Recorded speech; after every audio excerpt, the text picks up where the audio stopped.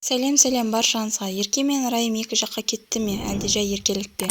Оны бастамас бұрын каналға тіркеліп, лайк басып, комментарий жазуды ұмытпаңыздар.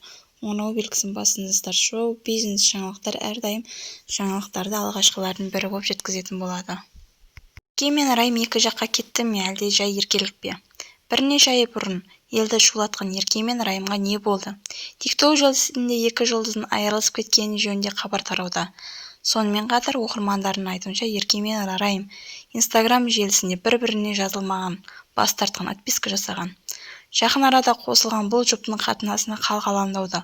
Жұлдыздар бұл хабарды әлі растамады. Оқырмандар әртүрлі пікір жазуда. Не деген адамсыңдар? Жаман болса да, жақсы болса да бір дұрыс пікір жазылған жоқ. Біреудің қуанышын бөліссеңдер сауап болады ғой.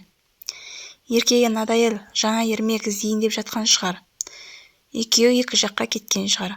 Аузындағын жеп барып әрекет жасаса қайтеді бұлар. Елдің Ерке мен Райымнен басқа айтатын әңгімесі қалмаған ба деймін. Бір сорақы нәрсе болғандай, сонша шулап қоясыңдар ғой. Екеуі бақытты болсын. Ойбу, бұлардың өмірі маған қызық емес, деп әртүрлі пікір жазылуда. Соңына дейін тыңдағандарыңызға рахмет. Лайк басып, комментарий жазып, каналға тіркелуді ұмытпаңыздар.